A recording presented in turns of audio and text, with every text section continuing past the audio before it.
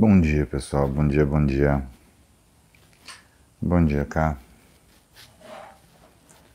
Bom dia a todos alecrins do campo. Hora da gente fazer nosso aeróbio de manhã. Tomar nosso cafezinho com whey protein para dar aquela aquecida. Bom dia, Luiz. Bom dia, Nilmar, Jonas, Natália, Gustavo, Gabi, Felipe, Luciana, Klaus, André, Masaki-san, Adriana. Que bom estar de volta com vocês. Que bom a gente poder conversar de novo.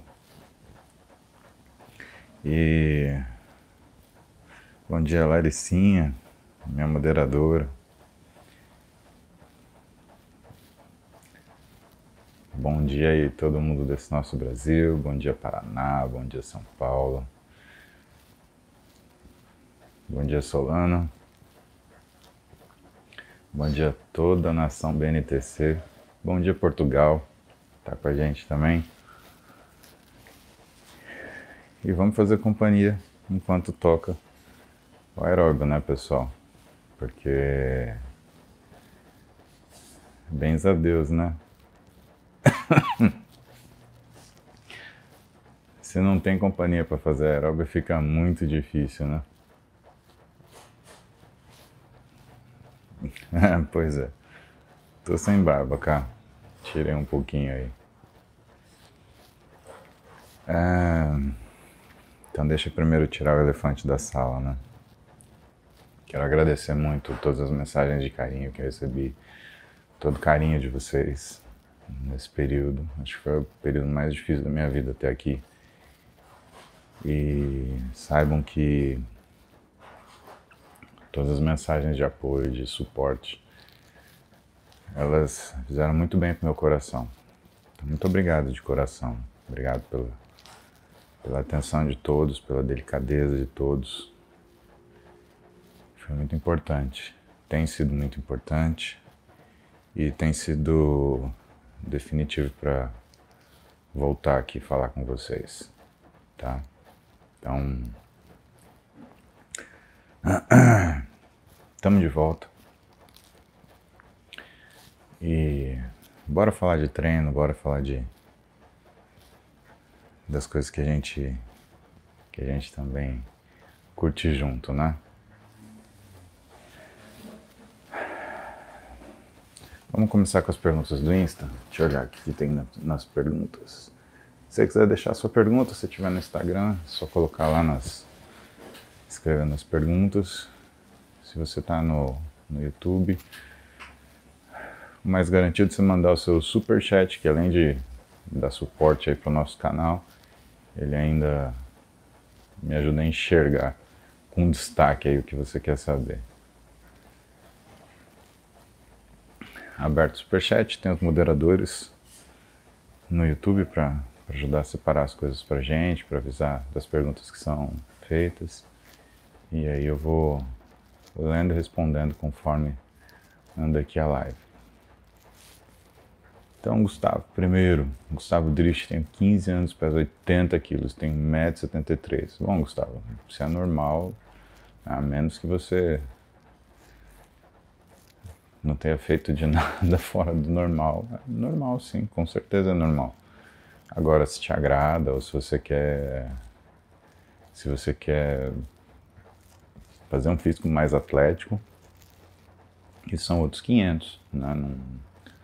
Não tem muita ciência sobre isso, né? O que interessa é a forma que você se enxerga, aquilo que você quer fazer para você. E aí, dependendo do que você quiser, tem o trabalho pela frente, né? Nada é isento de trabalho, né? Então a gente tem um caminho para percorrer aí, se você quiser, de repente, perder gordura, ou então se você quiser ganhar massa muscular. E lembrar, né, que perder gordura é sempre mais fácil do que ganhar massa muscular, né? Ganhar não, desenvolver massa muscular. Eu evito um pouquinho esse jeito de falar, esse ganhar, né? Porque nada é de graça, ninguém ganha massa muscular, né? A gente desenvolve massa muscular. É um outro papo. Então, Se o objetivo é desenvolver massa muscular, aí é outra conversa, mas dá pra gente chegar lá. Almeida Filho. Benção, tio. Deus te abençoe, meu filho. O exercício físico crônico aumenta o metabolismo por causa da maior demanda ou diminui o metabolismo, já que o organismo se torna um bom administrador de energia? Cara, essa foi uma das melhores perguntas que alguém já fez. Porque, na verdade, o que você está falando é do princípio de acomodação e do princípio de adaptação. Então, na verdade, o que acontece? O exercício físico ele te prepara para situações de estresse físico, fazendo com que nessas situações você seja capaz de realizar o trabalho que foi imposto. Então, isso a gente chama de capacidade de treinamento ou treinabilidade. Isso quer dizer que quando você treina, a tendência é que o esforço relativo diminua. Vou te dar um exemplo. Um determinado jogador de um determinado esporte, ele fazia picos de frequência cardíaca de 190 batimentos por minuto. Com o tempo e com a treinabilidade, ele consegue fazer o mesmo trabalho com 160, às vezes 150 batimentos por minuto, às vezes até menos. Ao mesmo tempo, ele sente menos cansaço fazendo esse trabalho.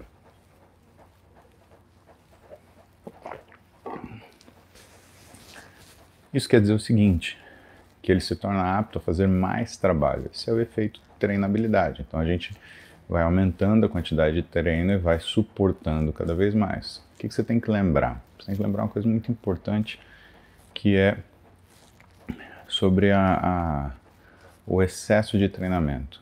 Uma das coisas que tem pior quando você decide mexer no seu físico é você colocar uma quantidade de treinamento absurdamente maior do que você está acostumado, o que você consegue gerenciar de forma crônica na sua vida. Vou te dar um exemplo. Imagina que o Pedrinho, ele treinava 1 hora por dia. E aí ele passa a treinar 3 horas por dia. E ele fala, bom, atingi aquilo que eu gostaria, agora eu posso voltar a treinar 2 horas por dia.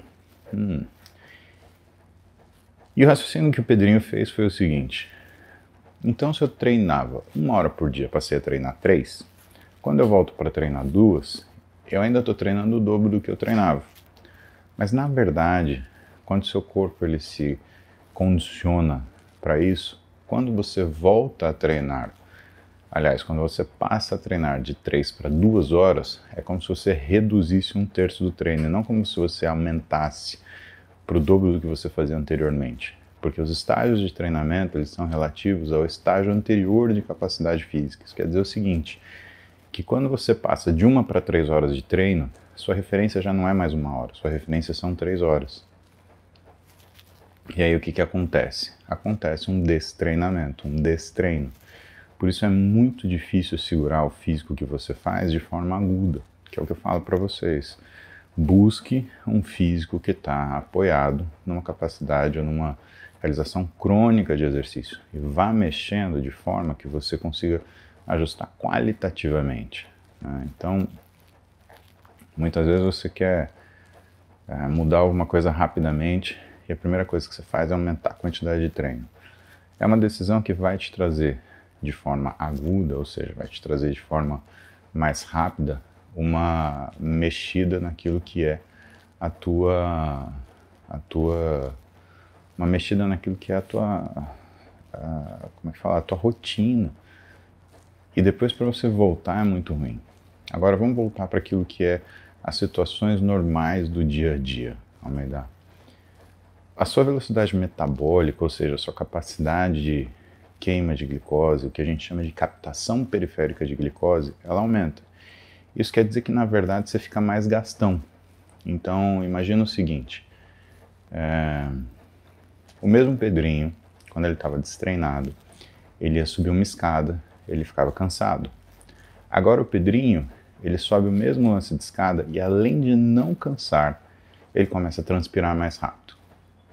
É como se ele tivesse adaptado para fazer aquele esforço de uma maneira mais eficiente. É como se ele conseguisse reagir naquele esforço de uma forma mais rápida. Então ele troca as coisas, né? Talvez em repouso ele tenha uma menor utilização, mas quando ele está durante o exercício, ele acaba conseguindo gerar uma quantidade de trabalho muito maior do que ele gerava.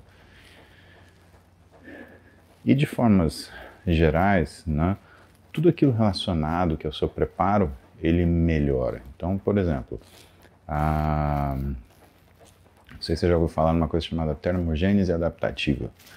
Termogênese adaptativa é a nossa capacidade de gerar calor, que é feita ou porque você está treinando um exercício em alta intensidade e você acabou de parar e ainda não parou de transpirar, ou porque, por exemplo, quando você come, você começa a ter, por causa do aporte de energia, um aumento da sua função metabólica.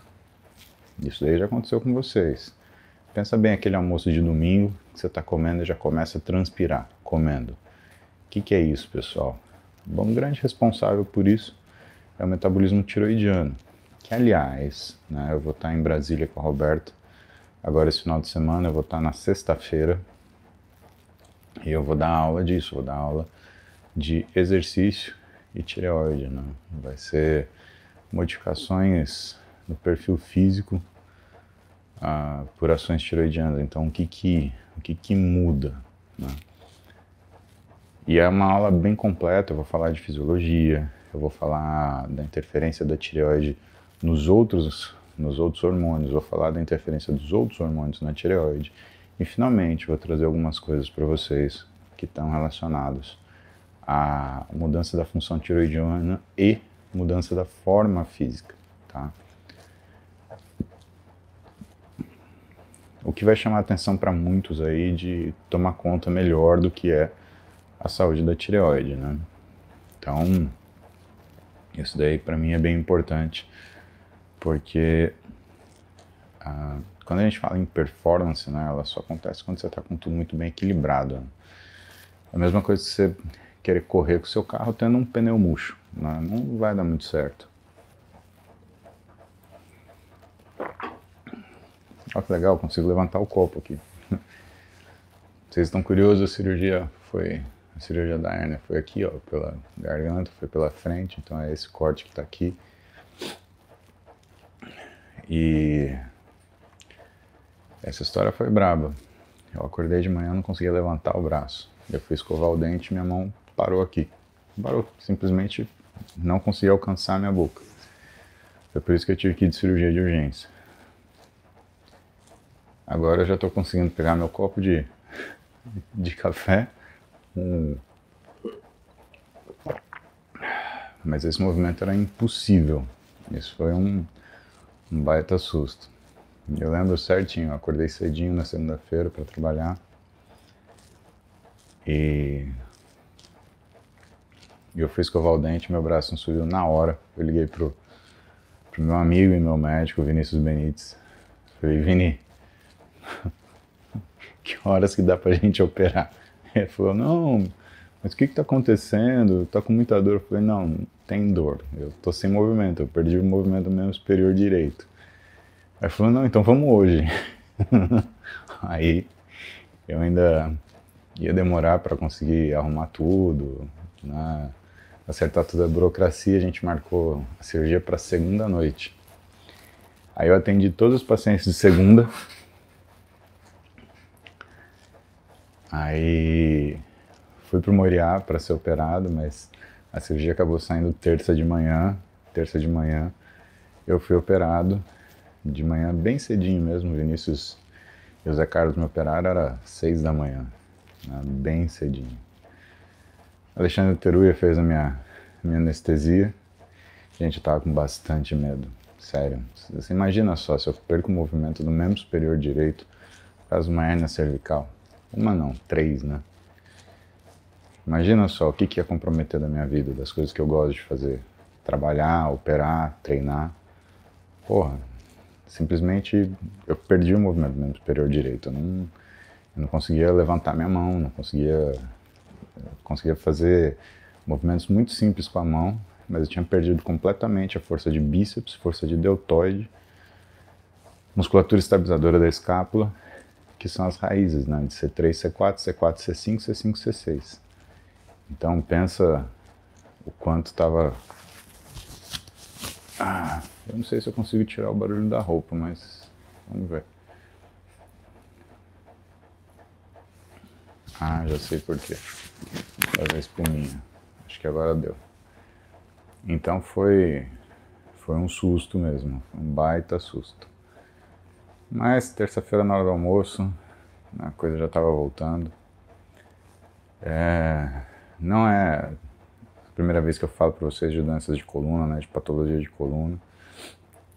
Normalmente patologia de coluna, principalmente cervical, não tem relacionamento com esforço. São patologias que a gente herda, né? Patologia de coluna é uma patologia mais crônico-degenerativa, né?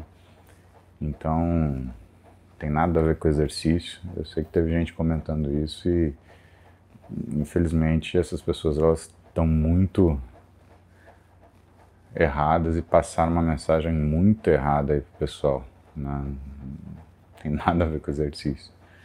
Absolutamente nada, né? A gente não faz leg press com a coluna cervical, gente. Não faz agachamento com a coluna cervical e nem faz esforço com a coluna cervical. Você só mantém a postura com a coluna cervical. É lamentável que algumas pessoas falaram, mas mostra ou o nível de ignorância ou o nível de mau caratismo, né? Que a gente já está meio que acostumado, infelizmente, a ter. Então, saibam, isso não tem nada a ver com esforço. Pelo contrário, a primeira coisa que o Vinícius me falou quando eu abri o olho da anestesia, ele falou, você precisa voltar a treinar porque a gente tem que voltar a fazer força com esse braço aí para voltar a força, né? Porque também não é assim, né? Tipo, fez a cirurgia e tudo bem, a coisa anda, né?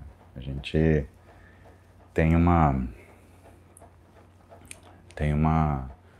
um tempo que é para tratar o que é a lesão neurológica, né? A lesão da raiz nervosa que foi acometida. E que nesse caso foi C4, C5, C5, C6, né?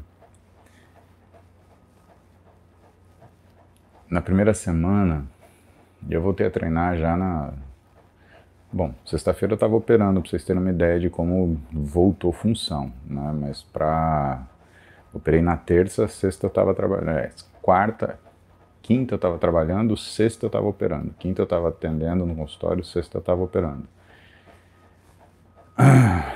Tinha um evento de São Luís para ir no sábado, o Vinícius achou que ainda não era o momento de viajar, de fazer esforço para manter postura, porque ainda estava com um pouco de dor, então tinha alguns limites, né?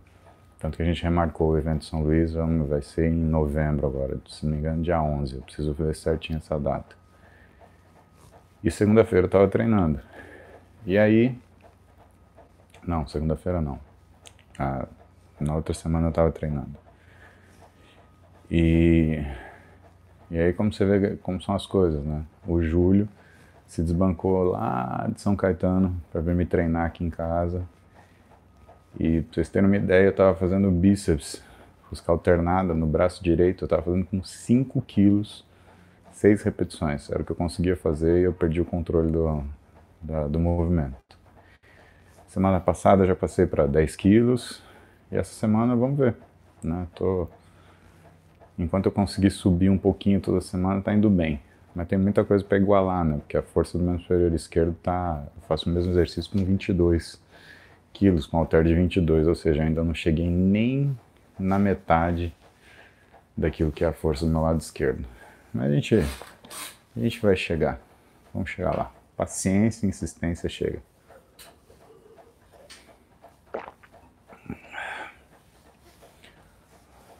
Olha só, temos superchats. Jonas JR Informática, eu tenho 1,79 m, 125 kg. Voltei a treinar, ele tem 2 meses. Demora a tirar o aspecto da tetinha. O que fazer?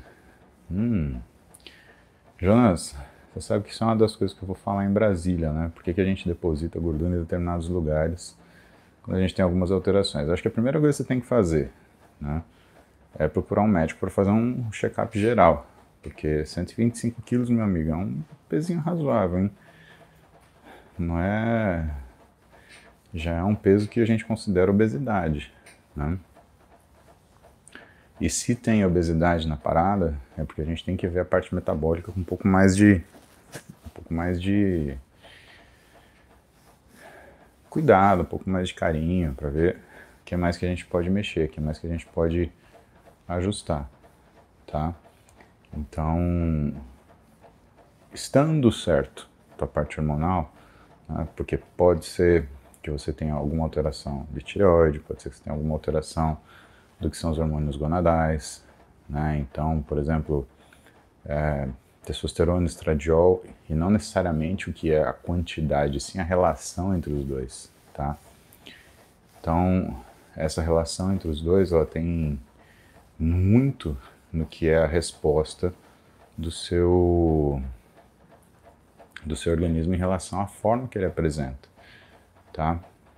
Corrigindo isso, você tem que ver a velocidade de emagrecimento que você consegue impor, né? Então, o volume do seu peito, ele tem relação com a velocidade de emagrecimento que você consegue colocar, que depende de uma razão entre o que você consegue colocar de exercício, o que você consegue fazer de treinamento e o quanto você consegue ser frequente nessas duas coisas. Isso vai fazer bastante diferença em relação ao tipo de resultado que você conseguir obter, tá? Mas, de qualquer forma, assim, se você ficar pensando no que você for fazer, você nunca vai melhorar o que é essa gordura no peito, né? Isso é o mais importante você ter na sua cabeça. Vai treinar, procura um treinador para fazer um ajuste de exercício para você, que seja uma coisa que você seja capaz de fazer e que você consiga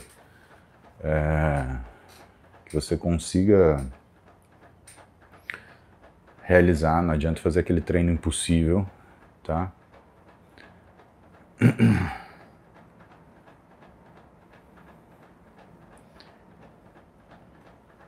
Você precisa procurar uma nutricionista para ajeitar a tua parte alimentar, né? Para você ter uma noção de quanta caloria você está botando para dentro, né? Pensa que, cara, hoje vocês veem uma série de posts de nutricionistas falando para você de densidade calórica. Sabe quando eles falam, um pastel é igual, sei lá, 10 pães franceses?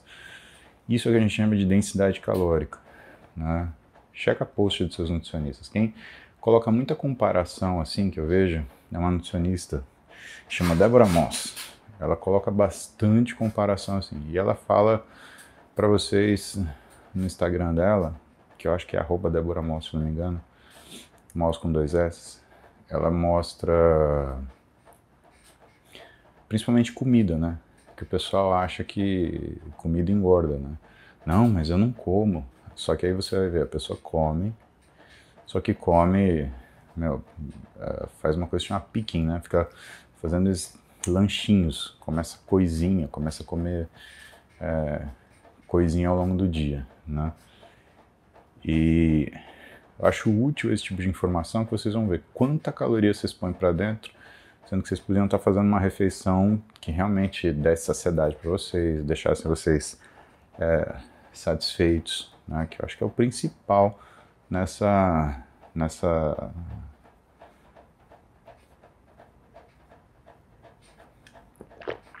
nesse intuito.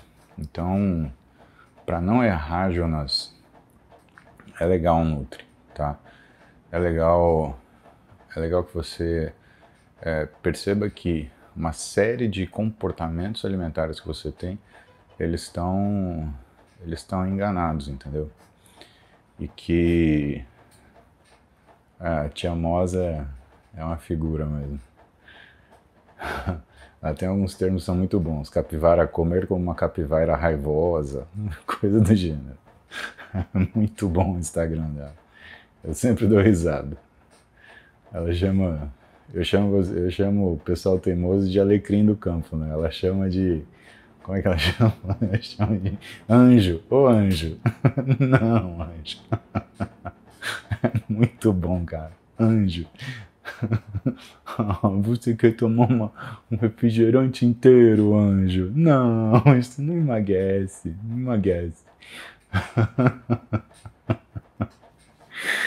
Ai, Jesus amado. Vamos ver aqui. Rodrigo Constantino, e aí, professor? Fizemos um ano de Todos por Vir esses dias. De lá pra cá, ela já perdeu mais de 20 quilos. E pensar que tudo isso começou no BNTC. Obrigado por iniciar tudo isso. Um abraço e boa recuperação. Oh, que lembrança maravilhosa, né? Quem que lembra do Todos por Pri? Vocês lembram da Priscila? Que queria fazer dieta na semana e encher a cara de, de cerveja no final de semana? E aí eu falei, Pri, pelo amor de Deus, né? Fazer isso é igual sair com o Kid Bengala e querer voltar para casa intacta. Não tem muita condição. E aí, a Pri foi fazer uma mudança como é que fala? Uma mudança de rotina de vida, né? O Rodrigo assumiu a parte de exercício dela e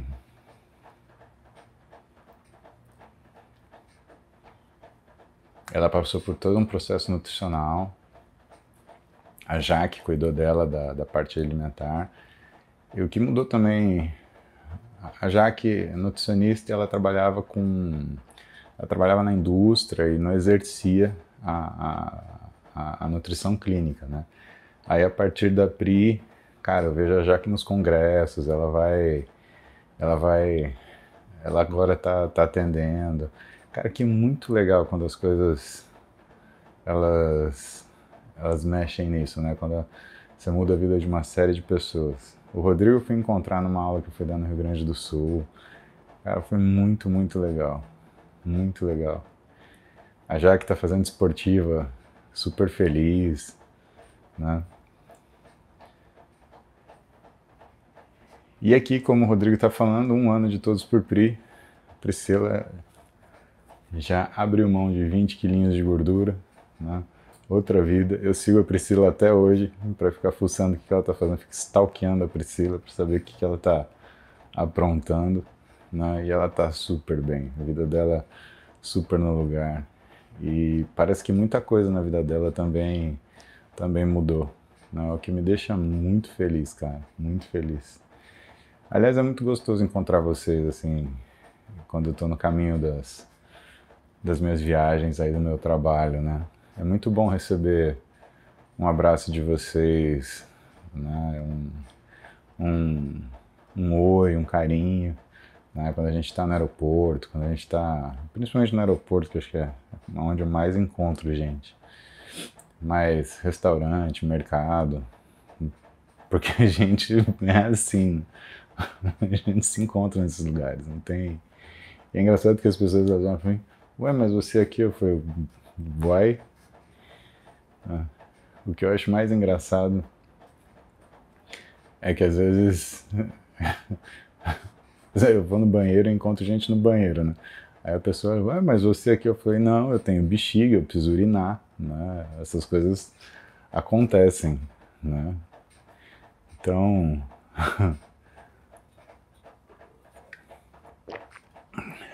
eu digo pra vocês, vocês são os melhores, são os mais carinhosos, os mais... a palavra é supportive, né? Mas os que mais dão estímulo pra gente continuar conversando, que fazem companhia. Então, eu sou muito grato por isso, pessoal. Muito obrigado de coração. Muito bom. Muito bom estar com vocês. Thaís Assad. Pode falar um pouquinho sobre fascite plantar? Posso, Thaís. Fascite plantar, normalmente é inflamação de um tendão que fica na abóbada plantar do pé. Por que a abóbada? Né? Porque é o que segura o pé, né? O pé ele tem um cavo, né? Você vê, seu pé não é retinho, né? Que é o que a gente chama de pé chato, né? É um pé que tem uma curvaturinha. E tem em específico um tendão, que é o tendão do tibial posterior, que faz com que a gente tenha essa abóbada plantar bonitinha. Mas você também tem a fáscia plantar, que sustenta essa curvazinha do pé. Aí tem uma característica muito específica, né, para você ter uma fascite plantar. Não é qualquer dor no pé que é fascite plantar, né? A característica da fascite plantar é uma dor que ela é muito pior quando você acorda, a primeira vez que você põe o pé no chão, e que ela vai melhorando ao longo do dia, ou que quando você usa salto alto, existe uma melhora do sintoma. A primeira coisa para você, está em fase aguda, né, usar um salto, não um salto também 15, né, usar um saltinho alto. Isso daí ajuda a aliviar um pouquinho o que é a dor da fasciite, tá? A gente trata normalmente como se fosse uma inflamação, uma tendinite, que pode ser desde um anti-inflamatório com analgésico, que você faz de via oral, 7 a 14 dias, até uma infiltração com anti-inflamatório no local, para a gente poder fazer um tratamento, às vezes, mais intenso da fasciite, tá? Super importante a fisioterapia, tá? E algumas vezes, para prevenir esse sintoma matinal, a gente recomenda que o paciente ele durma com aquelas botinhas de imobilização. Porque o pé à noite, como você não tem carga nele, imagina que seu pé ele tem essa curvaturinha. Você vai andando ao longo do dia, ele alonga. E aí como é que fica à noite, que você dormiu e não tem peso no pé? Ele volta. Por isso que quando você acorda de manhã e você vai pisar, ele dá essa alongada e dá aquela dor e a coisa fica muito ruim, tá? Então acho que o básico de fascite plantar é, primeiro, saber como tratar. Saber como tratar, né, é você alongar o que é a fáscia plantar, tratar medicamentosamente, porque a maioria das vezes precisa, né, e saber que nas fases agudas de dor, para você conseguir fazer suas atividades, né, você precisa usar um calçado que tem um salto para te dar um pouco mais de conforto, tá? Agora, o pessoal confunde muito tudo que é dor no pé, né? Fala de fascite plantar. Tem outra coisa que também é comum, que chama neuroma de Morton, que é como se fosse um desenvolvimento dos nervos que ficam entre os metatarsos, né? Então, entre os seus dedos tem nervos que passam ali, às vezes faz um tumorzinho neural e ele é comprimido pelos dedos.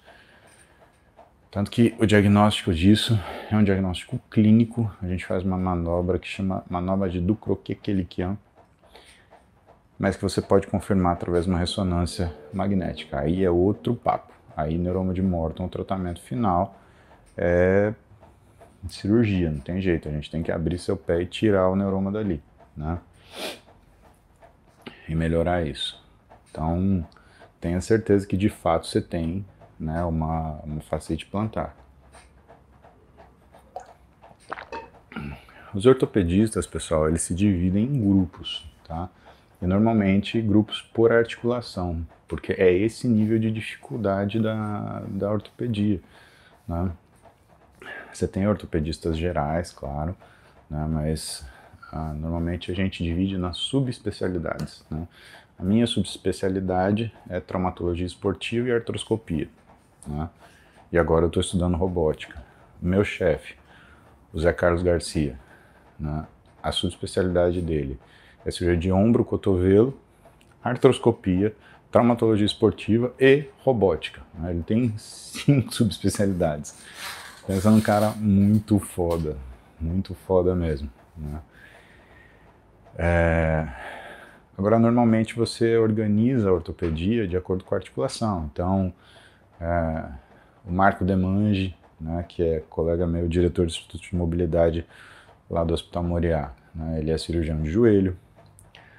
O Marco Aurélio é cirurgião de quadril e joelho, né? E é onde a gente montou o nosso Instituto da Mobilidade, lá no Hospital Moriá, e cada um numa especialidade, né? Aliás, cada um dentro de uma subespecialidade, né? Para a gente organizar o que é isso, né? Então,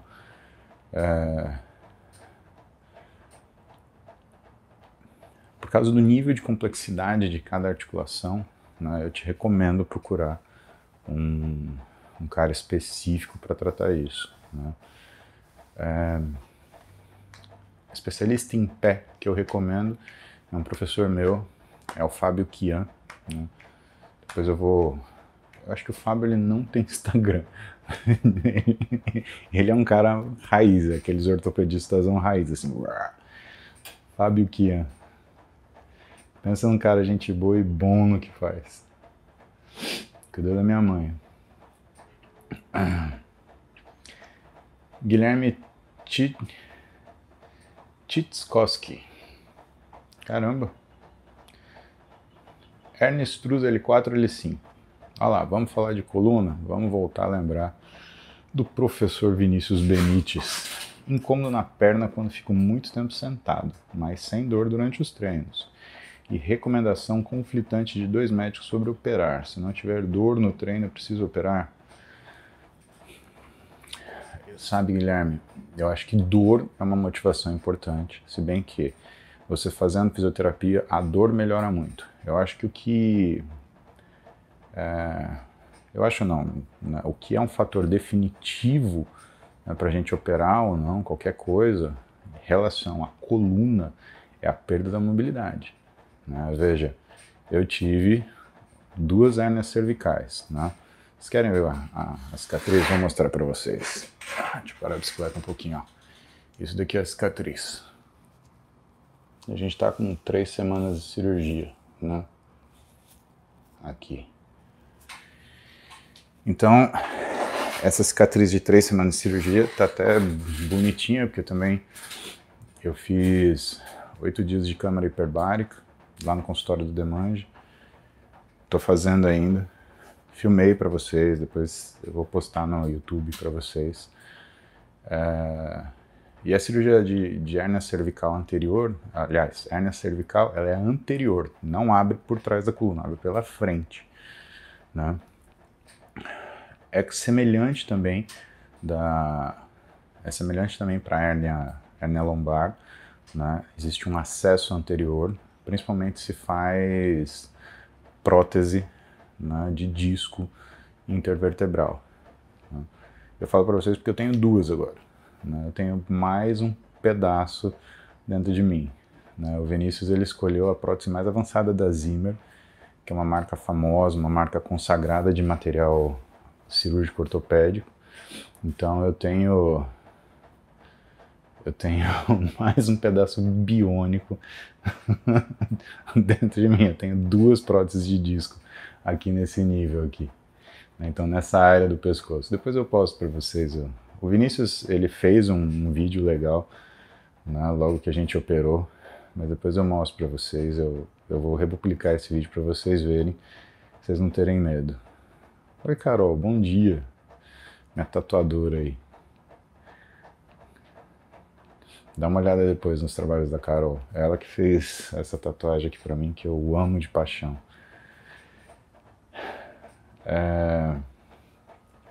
Então, o que é o fator determinante para você operar uma hérnia, Guilherme? É você perder, por exemplo, força. Então, o que eu acho que você deve fazer é o seguinte: em primeiro lugar, pesquisa, ver se você tem alteração de força entre o lado direito e o lado esquerdo. Se você tiver, eu consideraria operar. E eu te falo porque, sabe o que aconteceu? Eu estava com dor por causa da hérnia, só que eu sempre achei que dor era igual para os meus pacientes, né? Meus pacientes eles tinham dor por causa de hérnia, que era um negócio que o sujeito não conseguia sair de casa, né? Eu senti uma dor que era uma dor que parecia um torcicolo, e eu deixei ir. É torcicolo, eu dormi pouco, eu dormi mal, dormi de mau jeito, eu não dormi, eu peguei avião, eu fiquei numa posição ruim, e eu ficava com aquela dor. Gente, era hérnia. Era hérnia, eu não me toquei, eu estava esperando uma dor que era uma dor, sei lá, terrível, uma dor que me impedisse de trabalhar, e não, a dor para mim era uma dor que eu treinava, eu dava aula, eu viajava, e estava tudo bem. Olha que loucura. Aí um belo dia eu acordo de manhã e não consigo mexer o braço. Porra, você tem noção? Do susto. Era hérnia. E isso lembra a gente de que dor é uma coisa muito pessoal, né? O quanto a gente tem de dor é uma coisa muito. Tem gente que é mais sensível à dor, tem gente que é menos sensível à dor. Eu estava esperando um negócio que fosse, né, literalmente me deixasse de cama, né? Que não me deixasse. A Carol pode falar do meu limiar de dor, né? Eu durmo na tatuagem, né, Carol? Eu tenho que tomar cuidado para não te atrapalhar. Né? Mas achava que era torcicolo não, era compressão de 2 níveis, tava comprimindo minha raiz nervosa. Cara, você tem noção? Tava com alteração eletroneurográfica, né? O Vinícius, ele me operando, ele ficava monitorando, né? Tinha eletrodo no meu corpo inteiro, monitorando a função da minha medula. Olha a cagada, podia ter, cara, podia ter comprimido a medula, eu perdi o movimento do pescoço para baixo. Olha que loucura, cara. Que loucura. E eu achando que era torcicolo. Não, era duas hérnias esmagando raiz nervosa. Então, não bobeia, meu. Não bobeia. Procura um neurocirurgião, procura um ortopedista especialista em coluna. E assim, dor é um aviso que não tá legal, tá? Se você quiser manejar a dor, né, maneje a dor, mas fique atento sempre sobre mobilidade. Até porque essas coisas elas são, né, são agudas. Né? Então não tenha medo de operar se for o caso. A gente opera para melhorar, não opera para piorar. Tá? E aí, Guilherme, se você quiser chegar naquilo que é um raciocínio que seja bom para você, você tem que prestar atenção nisso, né? Você tem diminuição de força de um lado para o outro, você tem alteração de reflexo, né? Porque também a alteração neurológica, a lesão neurológica, ela caminha, né?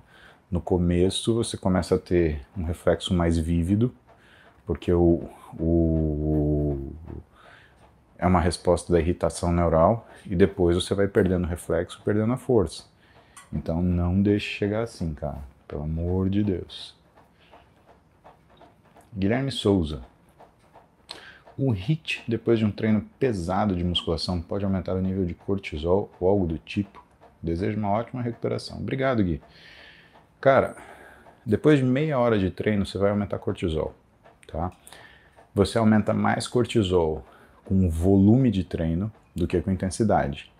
Então você tem picos maiores quando você está lidando com maiores volumes de treino. Então isso sempre vai acontecer, sempre é fisiológico. A questão é, o HIIT, depois de um treino de musculação, principalmente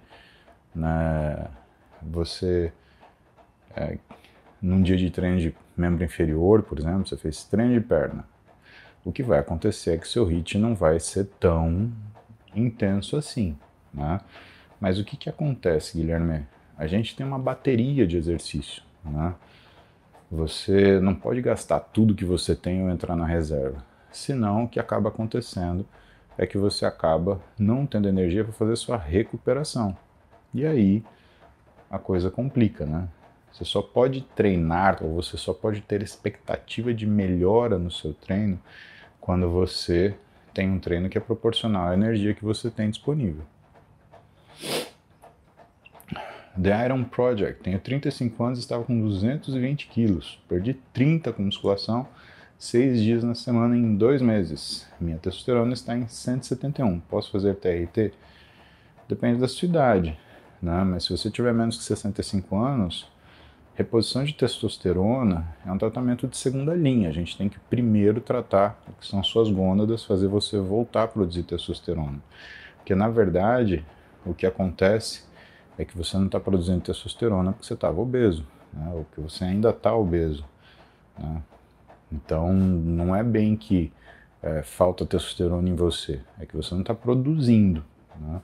E nessa de você não produzir e começar uma TRT por conta do que a gente chama de síndrome MOSH, que é muito provavelmente o diagnóstico que você tem, a tua capacidade de recuperar depois é muito ruim, né? pode ser que você fique necessitando de usar testosterona para o resto da sua vida. Você vai fazer isso? Você vai colocar uma coisa que você vai ter que usar o resto da sua vida? Não recomendo. Recomendo que você passe com um bom endocrinologista, um bom médico do esporte,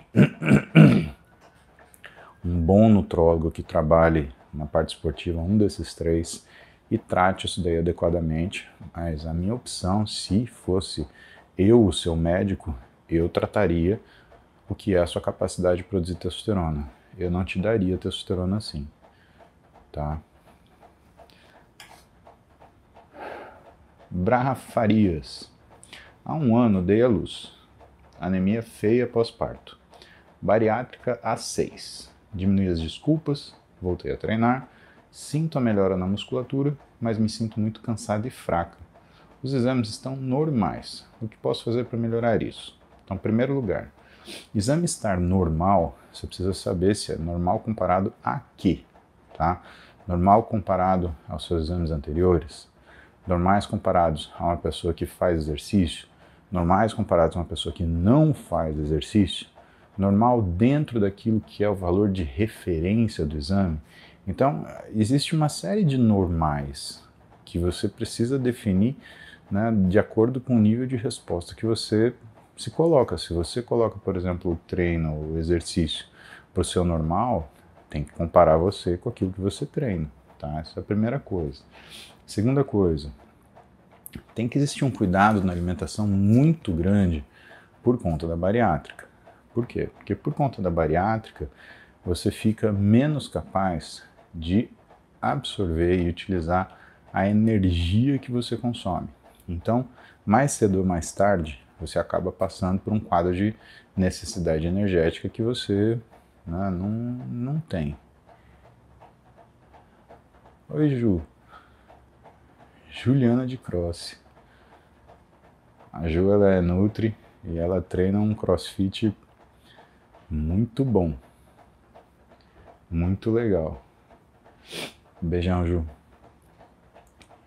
Então, tem que ver o que é essa tua referência de normal, Braha, porque não tem muito como falar assim, eu tenho exame normal e eu quero fazer, sei lá,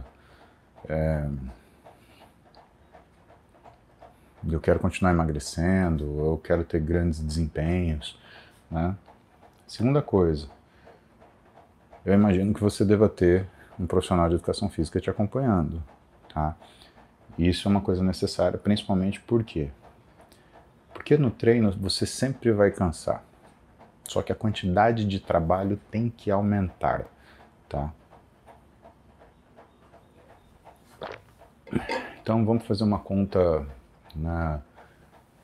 uma conta hipotética. Né? Você vai cansar, por exemplo, 5 unidades de cansaço. Só que o seu treinador, com o tempo, ele vai fazer progressões com você de trabalho para que essas 5 unidades de cansaço, elas sejam, ou elas te capacitem a subir a quantidade de exercício que você costuma fazer. Então antes você, sei lá, fazia 4 séries, agora você está fazendo 6 com as mesmas unidades de cansaço, tá? Você fazia, sei lá, com 20 quilos, agora você está fazendo com 35, com as mesmas unidades de cansaço. Então a parte boa que eu tenho para te contar é que o cansaço ele nunca aumenta, ele sempre vai ser a mesma coisa, sempre vai estar no limite da exaustão. Só que você vai conseguir progressivamente fazer mais coisa com o cansaço que você tem. Patrícia Pfister, cadê sua pergunta, Patrícia? Cadê? Tô procurando aqui.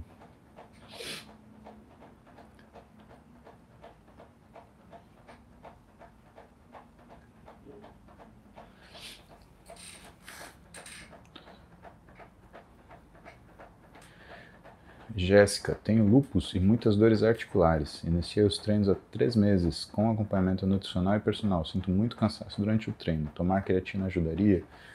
A creatina ela ajuda na força, ela ajuda na recuperação. Mas talvez o cansaço, Jéssica, seja uma coisa que você vai aumentando, você vai melhorando ao longo do tempo. não é uma coisa tão rápida assim, não tem tanta relação com a creatina assim. Às vezes o que vai ser legal para você é usar um pré-treino, né, com uma dosezinha baixa de cafeína, porque ele vai tirar essa sensação de quebradeira que você possa estar sentindo, tá? E claro, o exercício ele é um modulador inflamatório, então tem uma grande chance que ele melhore o que é o teu quadro do lúpus, mas se você trabalhar o seu exercício de forma crônica, né? Então se começar sem parar.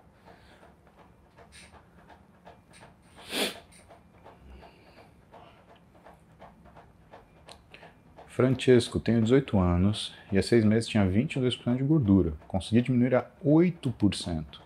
E apesar de ter uma massa muscular considerável e baixo percentual de gordura, o abdômen ainda não apareceu. Eu treino abdômen. Francesco, sabe o que pode acontecer? Você pode estar fazendo flexão do tronco e não necessariamente treinando abdômen, tá?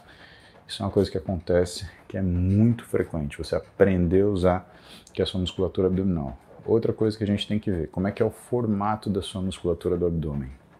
Gato. Ah, gato. Sai daí. Grey. Aí não. Ai, gato. Não come o tapete, não arranha o tapete, gato. Pelo amor de Deus, gato, não faz isso. Senão você vai ganhar um banho, gato. Mariana Gomes. Começo de escoliose e hérnia lombar. Algum exercício para evitar na musculação? Pode agachamento sem medo? Tenho 26 e as crises na lombar começaram com 18. Mariana, não existe começo de escoliose. Escoliose é uma coisa que você tem ou não, tá? Agora, muitas escolioses, elas acontecem por postura, tá? Então, não! Grey, sai daí!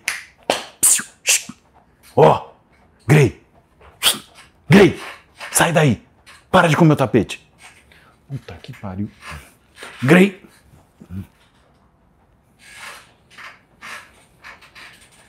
Cara, se a Roberta acorda e vê um buraco no tapete, esse gato tá tão ruim, cara. Nossa senhora, esse gato não tem noção como vai dar ruim pra ele.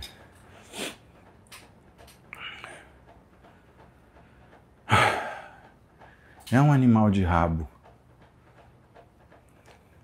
Então, Mariana, pode ser que você esteja... Pode ser que o teu problema seja um problema de postura, né? Principalmente se a sua hérnia lombar ela for sintomática, né? Ela pode te dar dor e você entra numa atitude que a gente chama de atitude antálgica. Assim, exercício pode, desde que você esteja acompanhado, né? Se você ficar nessa posição, né? Se você mantiver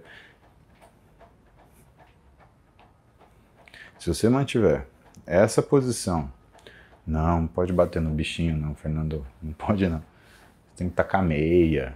Outra coisa que a gente faz Cara, o gato, se você só chegar perto, ele para de fazer a arte dele. O gato é um bicho que ele acha que ele tá fazendo escondido, entendeu? Você chega perto, ele, ó, pss, ele sai fora. Então, não pode machucar bichinho, não faz isso não. É judiação. Porque na cabeça do gato, ele tá fazendo a coisa certa. O que ele tá fazendo? Ele tá querendo cavar. Só que ele tá querendo cavar num tapete que custa o zóio da cara.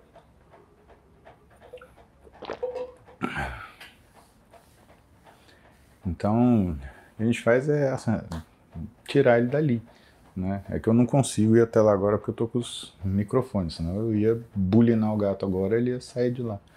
Só isso.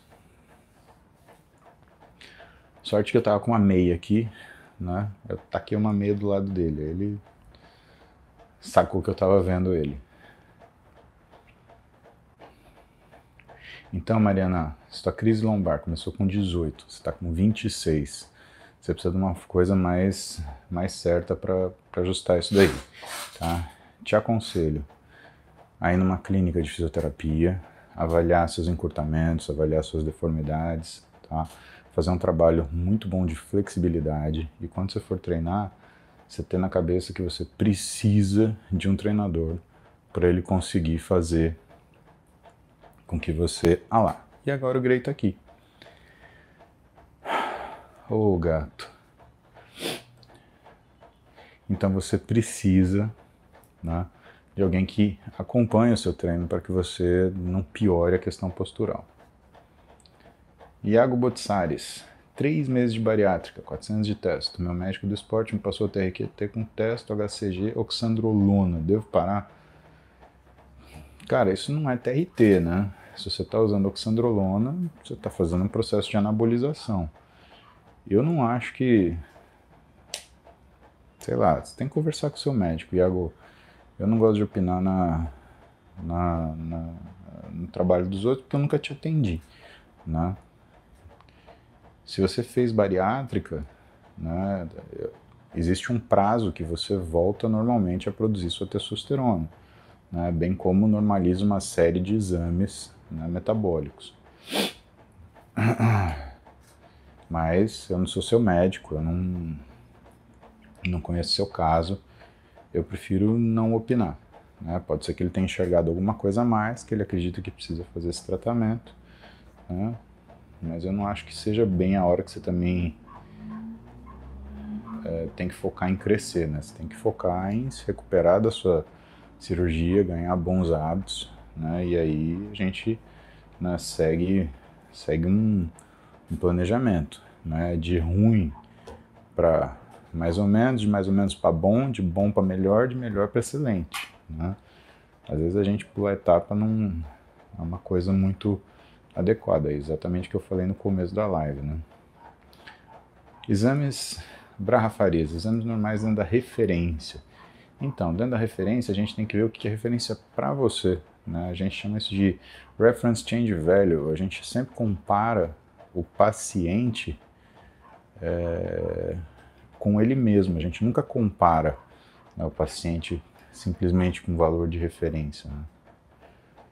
Israel de Oliveira, o que você acha do Animal Pack?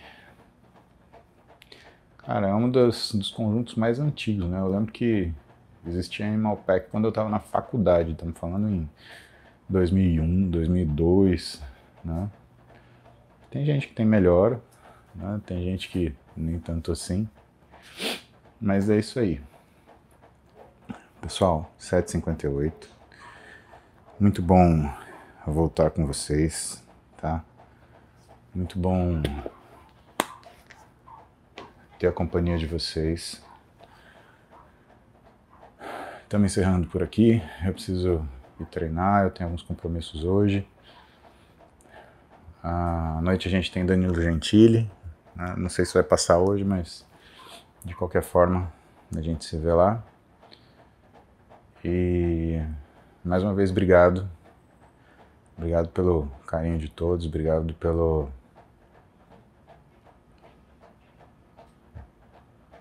Obrigado por tudo de bom que vocês mandaram para mim nesse período. Quero agradecer de verdade, porque realmente não tem sido fácil, não será fácil.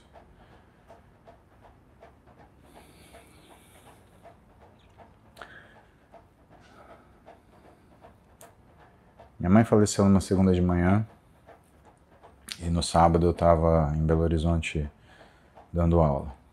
E eu vou falar para vocês o que eu falei para as pessoas, né? Porque algumas pessoas me cobraram que eu tinha que estar de luto, respeitando a minha mãe, onde já se viu, né? Na semana do passamento dela, de trabalhar. E eu quase não fui para Belo Horizonte, mas existe aquilo que é a escolha dificílima entre você celebrar a vida, ou melhor, honrar a vida, ou celebrar a morte. E se eu ficasse entregue ao desespero, eu ia celebrar a morte da minha mãe. E eu não queria isso. Eu acredito que eu sou religioso, né? Eu acho que nada disso ia ajudar minha mãe, pelo contrário. E provavelmente ia tornar todo esse processo mais difícil. E aquilo que minha mãe tinha mais orgulho era de ter um filho médico. Era de era de me ver trabalhando, era de ver aquele menininho de cabelo amarelinho do interior, que tinha perspectivas completamente diferentes, que teve um sonho de ser médico realizá-lo. Ela tinha muito orgulho. Muito, muito, muito orgulho. E sempre, pessoal, eu acho que isso para a vida, sempre a coisa mais certa a fazer é a mais difícil. A mais difícil. Por isso, em vez de celebrar a morte da minha mãe, eu fui honrar a vida dela.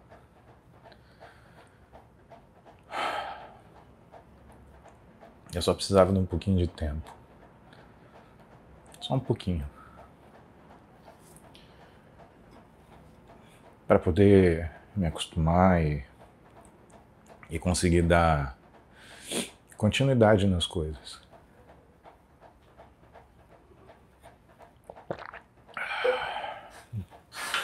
Então, eu também precisava estar aqui hoje. Voltar com a nossa bicicletinha aqui de manhã. Porque aí... E aí, Thiago, beleza? Porque também isso é uma forma de honrar a vida dela. Então, é esse o raciocínio. É onde a gente precisa estar. E hoje eu precisava estar aqui com vocês. E a gente segue de novo no nosso ritmo. Eu espero que vocês façam a bicicletinha de vocês, de verdade. Porque é isso que eu posso trocar com vocês, é companhia.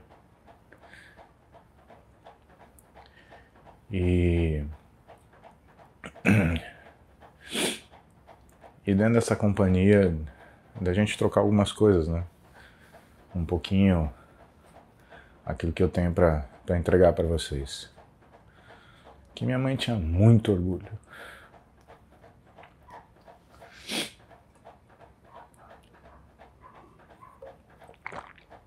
Muito orgulho.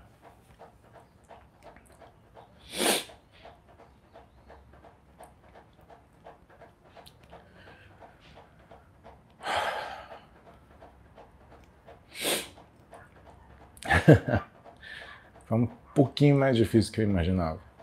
Mas rolou, funcionou. E a gente está de volta de manhã, 7 da manhã. Mas pra gente falar de treino, tá? Eu só queria comentar isso com vocês porque foi o que aconteceu nessa última semana aí, nesses últimos dias. Eu agradeço por vocês terem entendido o meu afastamento. Agradeço por estarem me fazendo companhia hoje. E agradeço por a gente ter construído essa relação, tá? Que é o que a gente leva, pessoal. A gente não leva nada mais que isso. Mais nada. São só realmente as relações que a gente constrói, as pontes que a gente é capaz de fazer na nossa vida. Então, a todos vocês, meu muito obrigado, meu ótimo dia. Vão treinar e amanhã tem bike. Crotilde, Carol, Thiago que tá aí hoje de manhã, acordando cedo, pronto para treinar. Minha galera do YouTube, minha galera do Universo Muse, do Health do nosso aplicativo. Tamo aí, tá bom? Amanhã, 7 da manhã, a gente se vê. Então tá bom. Bom treino pra vocês, um ótimo dia, uma ótima semana, que seja uma segunda-feira repleta de realizações pra vocês terem muita disposição aí pra chegar até sexta e a gente ter E a gente tem muito... Obrigado, Ti. E a gente tem muita história para contar essa semana, hein? Porque essa semana tem Brasília, a gente vem em Brasília. E eu montei uma baita aula legal de tireoide para vocês. E exercício. E eu acho que vocês vão gostar bastante. Obrigado, ótimo dia.